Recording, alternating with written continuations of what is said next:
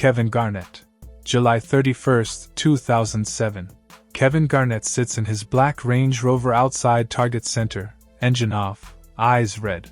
He's just agreed to leave the only NBA home he's ever known. Inside that building? 12 years, 9 All-Star selections, 0 rings. And the man who gave everything to Minnesota is now the one driving away from it. The Timberwolves trade Garnett to Boston for Al Jefferson, Ryan Gomez, Gerald Green, Theo Ratliff, Sebastian Telfair, and 2 future firsts. It's the biggest deal since the ABA merger. But here's the punchline. Every piece Minnesota gets turns to dust. Jefferson, supposed to be the franchise guy, asks out in year 1. Green never develops. Telfair never matters. Glenn Taylor, the owner who once promised KG a championship, later says he still talks about the trade in therapy. Yes, really? Meanwhile, Boston forms a title team overnight. KG, Ray Allen, Paul Pierce, they run through the league like wolves in Celtics clothing. By June 2008, Garnett's screaming, "Anything is possible!" on national TV, while back in Minneapolis, fans are burning jerseys in the parking lot. The Timberwolves miss the playoffs for 7 straight seasons and blow every pick meant to be their future. KG leaves with $126 million in contracts behind him, but the real cost was spiritual. Minnesota didn't just trade a player, they traded their soul. Because the next superstar wouldn't just cry when it was time to leave, he'd blow the whole building up on the way out. Carmelo Anthony. February 22, 2011. Carmelo Anthony tells Denver, "Trade me or I'm sitting the whole season." The Nuggets cave, fast. They send their franchise star to New York in a 12-player megadeal that hijacks headlines for weeks. But while the Knicks celebrate too early, Denver quietly walks away with the real prize. The haul? Danilo Gallinari, Wilson Chandler, Raymond Felton, and a 2014 first-rounder. Gallinari becomes one of the league's top catch-and-shoot wings. Meanwhile, Melo signs the $80 million extension with New York, and everything falls apart. Spike Lee starts skipping games. Amare Stoudemire's knees collapse, and the Knicks miss the playoffs 7 of the next 10 years. George Karl, Melo's ex-coach, later calls the trade the best thing that ever happened to the Nuggets. Translation: no more hero ball, no more drama. Stay me 7-0. Billboards in Manhattan? Torn down within a week of his first game. By 2017, Melo's bouncing between teams, chasing relevance. Denver, meanwhile, builds a culture that eventually leads to Nikola Jokic and a championship core. The Knicks thought they were getting a savior. What they got was an expensive isolation artist who couldn't lead. And Denver? They learned that subtraction can be the ultimate addition. And speaking of subtraction, one superstar would force his exit so brutally, his ex-team wiped him from the walls. Paul George. July 6, 2017. Paul George vanishes. No calls. No goodbyes. Just a midnight demand and a trade to Oklahoma City. An entire franchise ghosted in real time. Indiana scrambles and gets Victor Oladipo and Domantas Sabonis. 2 guys nobody's hyping. Yet, what happens next? Oladipo turns into a 2-time All-Star, out of pure vengeance. Sabonis becomes a double-double machine. Meanwhile, George pairs with Westbrook and signs a $137 million extension, just to get bounced in 6 games by rookie Donovan Mitchell. Larry Bird watches from the crowd, arms crossed, grinning like he's already seen this movie. Then comes the punchline, Game 6. George drops 5 for 20 shooting. Playoff P, trends on Twitter, for all the wrong reasons. By 2019, George forces another trade. Westbrook follows. OKC blows it all up. Indiana rebuilt by betting on Hart. Oklahoma City bet on a nickname. James Harden. October 27, 2012. The Oklahoma City Thunder offer James Harden $52 million. He wants $56. Over $4 million. Barely luxury tax pocket change. They ship him to Houston. The front office keeps Kendrick Perkins instead. Yes, that Kendrick Perkins. What happens? Harden explodes. Instantly becomes a scoring machine, MVP, face of the Rockets. Meanwhile, OKC's dynasty dies in real time. Durant bolts in 2016. Westbrook spirals into solo case. Serge Ibaka? Gone too. One trade ends a generation. Sam Presti, the so-called genius, still catches death threats on Twitter a decade later. The quote, "We believed in our core," becomes meme fodder, mocked by every NBA podcast with a mic. The Harden deal wasn't just bad, it killed the finals team before its prime. All because OKC picked loyalty to the wrong core. But the Kawhi trade, that one gets even colder, with popcorn and betrayal on the side. Kawhi Leonard, July 18, 2018. Kawhi Leonard forces the unthinkable, a trade from San Antonio. His camp leaks stories that Spurs doctors ignored major injuries. Popovich calls Cap. The trust? Shattered forever. DeMar DeRozan, the Raptors' loyal heart, finds out mid-flight. Texts blow up. Tears fall. Masai Ujiri pulls the trigger anyway. A $103 million gamble that leaves fans furious. Until June 2019, when Kawhi hits that 4-bounce miracle and drops 732 points in the playoffs. Yes, 732. Toronto wins the title. Ujiri becomes a legend. Kawhi dips the second champagne dries. Meanwhile, the Spurs, once a dynasty, never recover. Pop hasn't made it out the first round since. Boardman gets paid. Becomes global merch. But in Texas, it means Pop's dynasty got played. Russell Westbrook. July 30th, 2021. LeBron James calls the shots, and this time, it's a disaster.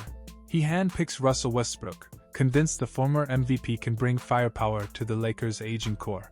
Instead, Los Angeles sends Kyle Kuzma, Montrezl Harrell, and Kentavious Caldwell-Pope to Washington, gutting their depth for a one-man turnover machine. Westbrook arrives with a $47 million price tag, bricks three-pointers at 29%, and tanks spacing worse than crypto stocks. The irony? They played at Crypto.com Arena. Fans boo. Westbrook. Chants echo louder than any MVP roars. Rob Pelinka dodges season ticket holders like it's part of his cardio. Even LeBron, Mr. GM, can't defend the disaster. By year's end, the Lakers miss the playoffs. The locker room turns radioactive. And Westbrook? Still stat padding. Still polarizing. Still untouchable in trade talks. But if you think chemistry issues peak here, wait until Kyrie Irving enters the locker room. Kyrie Irving. August 22, 2017. Kyrie Irving blindsides Cleveland, demands a trade away from LeBron James, citing personal growth and moon theories? No, seriously, he said that. The Cavs ship him to Boston for Isaiah Thomas, who is secretly nursing a shredded hip. Thomas sacrifices his body in the 2017 playoffs, drops 53 on Mother's Day, and gets rewarded with a medical disaster. His career tanks. Cleveland spirals. Boston ends up with Kyrie and chaos. In 2 years, Irving blows up the locker room, questions Brad Stevens' genius, and delivers 0 finals appearances. $94 million for conspiracy theories and bad vibes. One press conference ends with Kyrie asking, "What does government even mean to you?" LeBron loses his running mate. Boston loses its soul. Everyone loses, except NBA Twitter, which gains a walking meme machine. Kristaps Porziņģis. January 31, 2019. Kristaps Porziņģis storms out of Madison Square Garden, skips his exit meeting, and demands a trade, fueled by frustration, rehab drama, and a Knicks front office in flames. He left without even taking his gym bag. The Knicks panic trade him to Dallas for Dennis Smith Jr., 2 picks, and a mountain of cap space. That cap space? Vaporized on Julius Randle and Bobby Portis. Meanwhile, Porziņģis signs a $158 million extension and immediately becomes the Mavericks' most expensive MRI customer. Dallas hopes Luka and KP become the next Stockton, Malone. Instead, they get constant knee swelling, awkward post-ups, and 0 chemistry. New York fans? Still booing every tall European they draft, just in case. What was once the unicorn quickly morphs into the medical tent. Anthony Davis. June 15, 2019. Rich Paul turns the NBA into a hostage negotiation, leaking trade demands, sabotaging chemistry, and making sure everyone knows Anthony Davis wants Los Angeles or nothing. Davis shows up in a "That's all folks" shirt he swears he didn't pick. The Pelicans crumble. Lakers hand over Lonzo Ball, Brandon Ingram, Josh Hart, and 3 first-round picks like it's a clearance sale.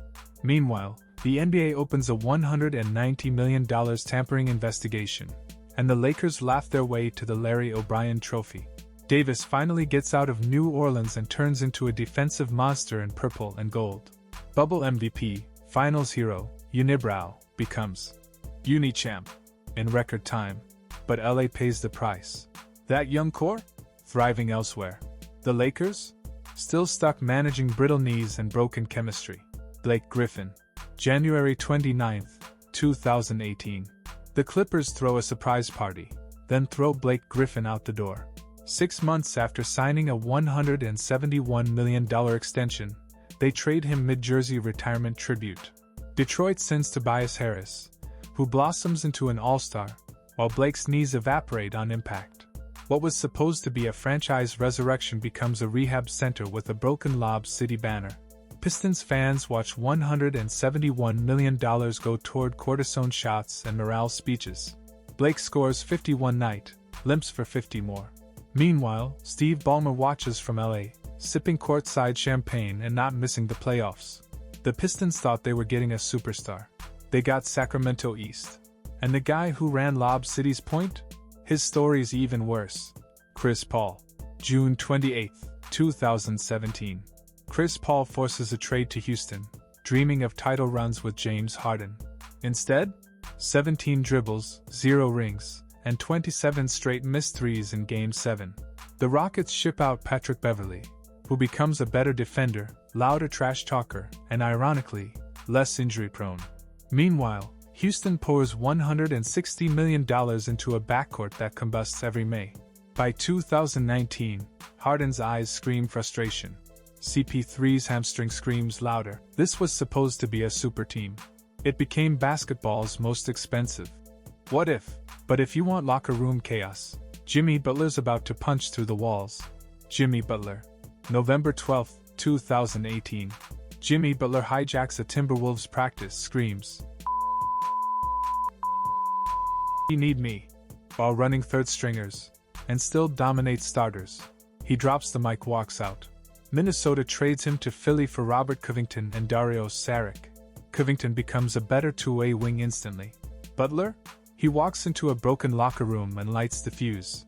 The 76ers gamble $142 million on a Simmons-Embiid-Butler core. It backfires hard. Simmons stops shooting. Embiid starts sulking. Trust the process turns into trust nobody. Minnesota gets peace. Philly gets therapy. And Jimmy? He turns heat culture into an actual religion. Deron Williams. February 23, 2011. Deron Williams gets into one heated film session with Hall of Fame coach Jerry Sloan. And by sunset, Sloan resigns after 23 seasons. Utah is stunned. 2 days later, Deron is gone too. Shipped to New Jersey for Devin Harris and Derek Favors.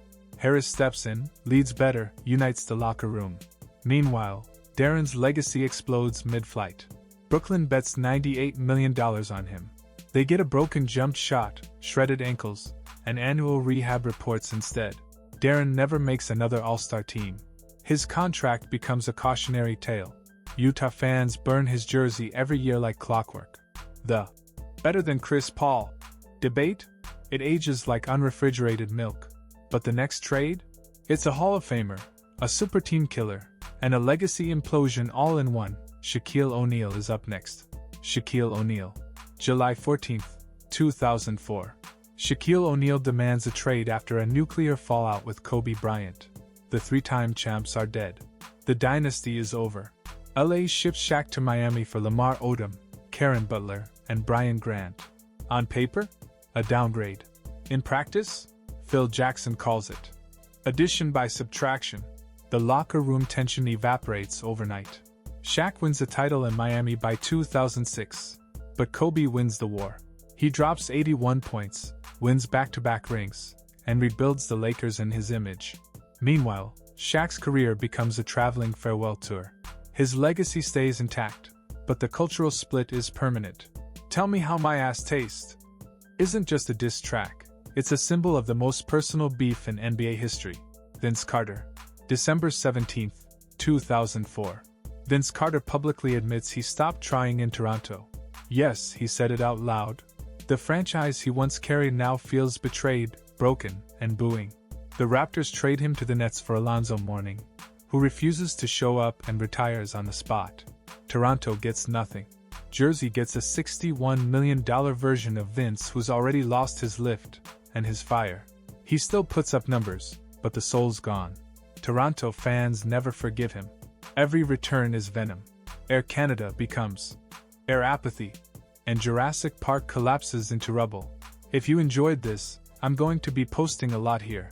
I'd really appreciate it if you could subscribe. Thanks for watching.